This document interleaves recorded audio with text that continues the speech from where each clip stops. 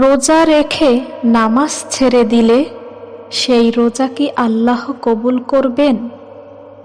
তুমি রোজা রেখেছ, সেহরি খেয়েছ, দিনভর ক্ষুধা সহ্য করেছ, ইফতারের সময় দোয়া করেছ, কিন্তু একটা প্রশ্ন করব, এই পুরো দিনের মাঝে 5 ওয়াক্ত নামাজ কয়টা পড়েছ? শুনতে কষ্ট লাগে, কিন্তু সত্যি কথা হলো রোজা আর নামাজ আলাদা নয়। এরা দুই ভাইয়ের মতো। একজনকে রেখে আরেকজনকে ছেড়ে দিলে ইবাদতের কাঠামো ভেঙে যায়। রোজা কি? নামাজ কি?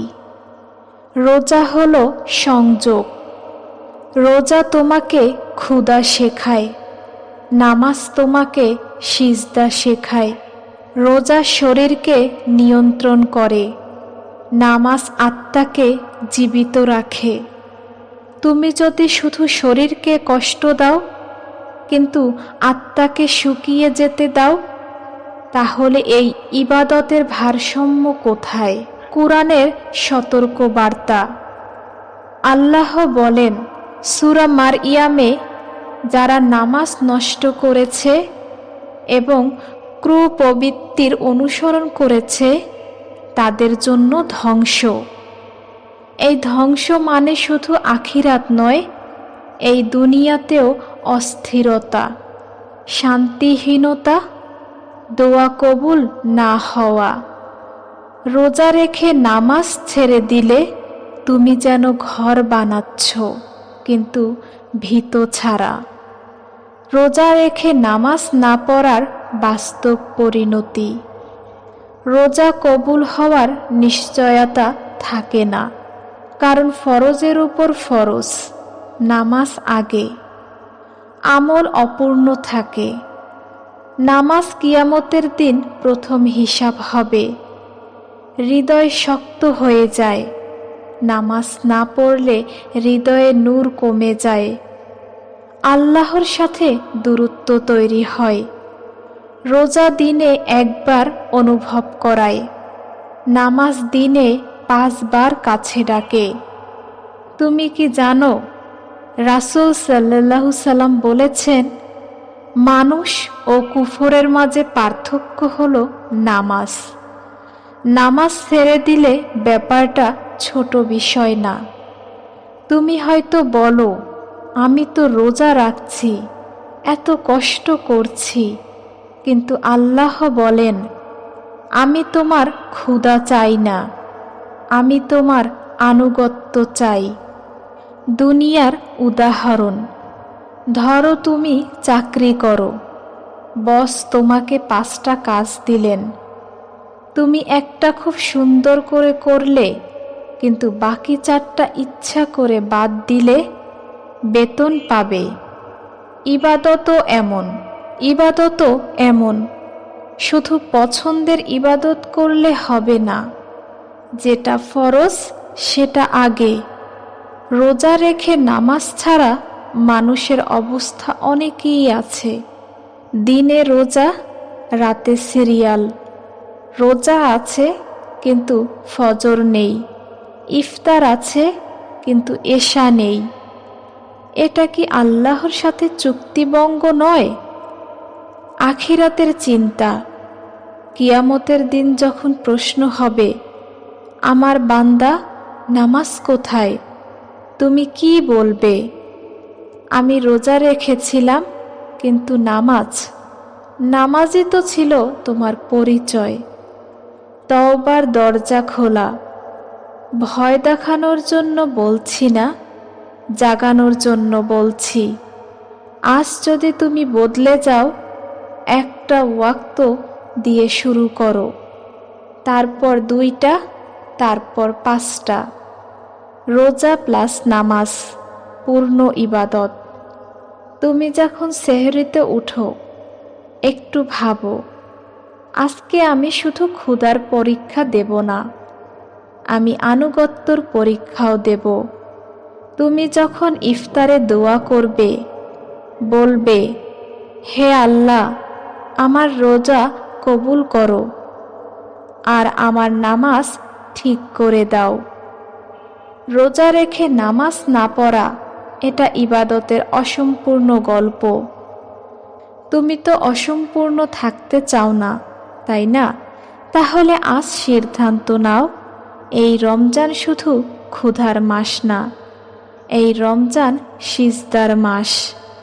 আজ থেকে রোজা থাকবে, নামাজ থাকবে, আর থাকবে আল্লাহর সাথে এক গভীর সম্পর্ক। তুমি কি কখনো একা ঘরে বসে ভেবেছ, যদি আজ রাতটাই আমার শেষ রাত হয়? রোজা রেখেছ ঠিকই, কিন্তু যদি আজ তোমার আমলনামা বন্ধ হয়ে যায় আর সেখানে 5 ওয়াক্ত নামাজের ঘর ফাঁকা থাকে, কবর খুব নীরব জায়গা। ওখানে মোবাইল নেই, বন্ধু নেই, পরিবার নেই, শুধু তুমি আর তোমার আমল। সেদিন তোমার রোজা বলবে, হে আল্লাহ, আমি তাকে ক্ষুধা সহ্য করিয়েছি, কিন্তু নামাজ যদি না থাকে? কে বলবে, আমি তাকে দিনে 5 বার তোমার সামনে দাঁড় করিয়েছি? কবরের প্রথম রাত। ভাবো, মাটির নিচে নামিয়ে দেওয়া হয়েছে তোমাকে। সবাই চলে গেছে, চারপাশ অন্ধকার। 2 জন ফেরেশতা প্রশ্ন করবে, তোমার রব কে? তোমার দিন কি? তোমার নবী কে?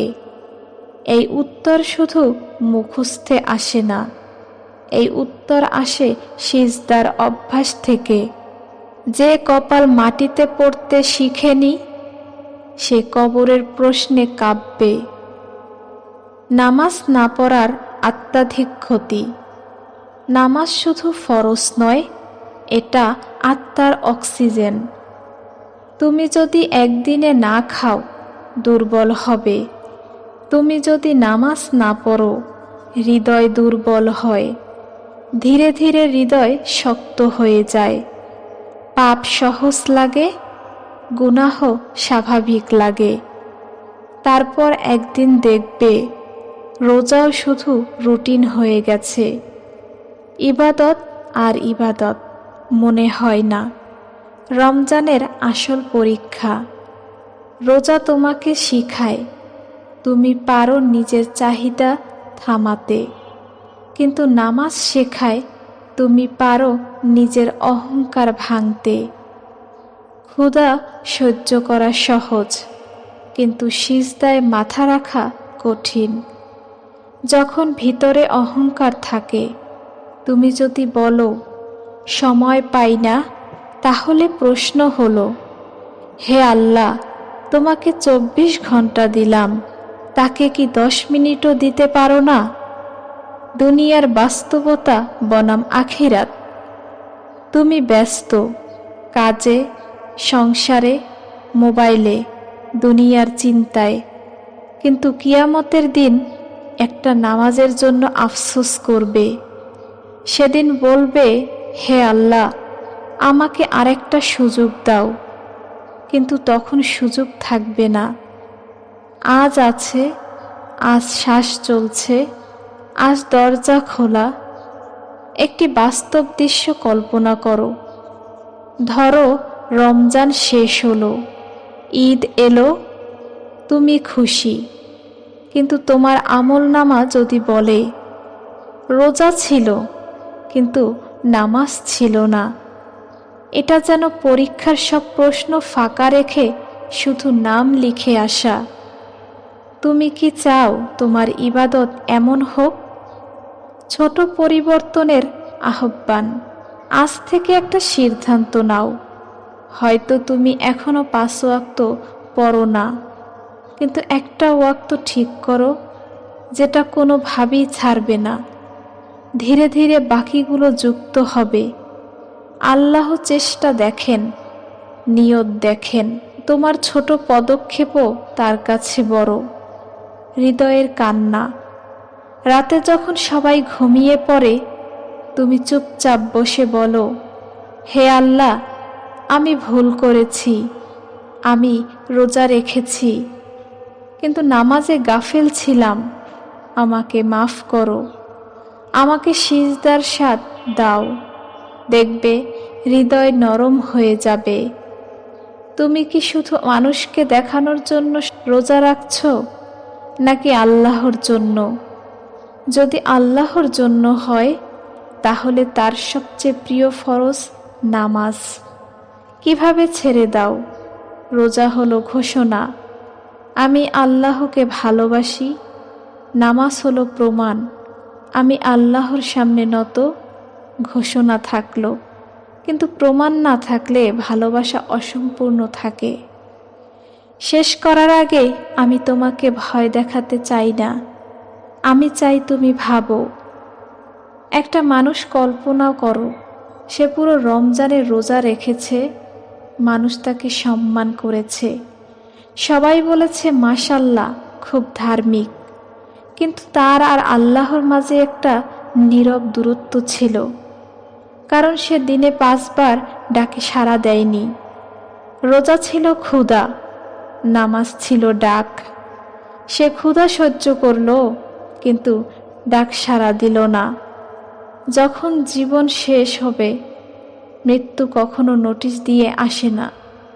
তুমি হয়তো ভাবছো এখন না, পরে ঠিক হয়ে যাবে, কিন্তু যদি পরের শব্দটাই না আসে, শেষ শ্বাসের আগে যখন চোখ ঝাপসা হয়ে যাবে, তখন কি মনে পড়বে না কতবার আজান শুনেও তুমি ওঠোনি?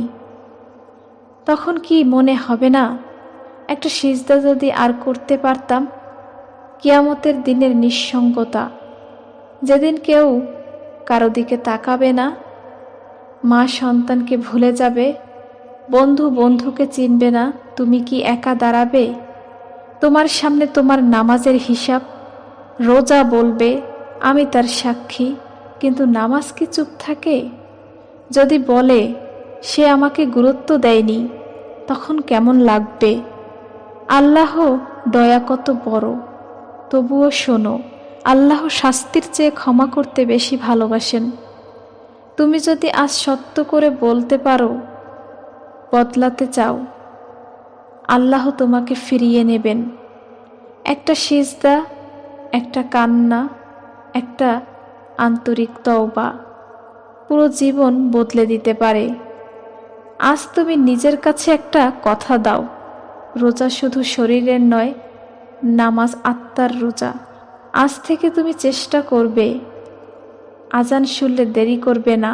হয়তো তুমি পরিপূর্ণ না, কিন্তু তুমি চেষ্টা করবে, আর আল্লাহ চেষ্টা ভালোবাসেন। রোজা রেখে নামাজ না পড়া, এটা এমন যেন তুমি দরজায় গিয়ে দাঁড়িয়েছ, কিন্তু কড়া নাড়নি। নামাজ হলো কড়া নাড়া, সিজদা হলো ভিতরে প্রবেশ। তুমি কি শুধু দরজায় দাঁড়িয়ে থাকবে, নাকি ভিতরে যাবে? যদি আজ তোমার হৃদয় একটু নরম হয়ে থাকে, তাহলে দেরি করো না। আজকের এই রাত থেকে শুরু করো। ফজরের আগে অ্যালার্ম দাও, অজু করো, 2 রাকাত দাঁড়াও, বলো হে আল্লাহ আমি ফিরে এসেছি। দেখবে ভেতরে এক অদ্ভুত শান্তি নেমে আসে। তুমি রোজা রাখো, এটা সুন্দর, কিন্তু তুমি নামাজ পড়ো, এটা পূর্ণতা। রোজা তোমাকে ক্ষুধা শেখায়, নামাজ তোমাকে বিনয় শেখায়।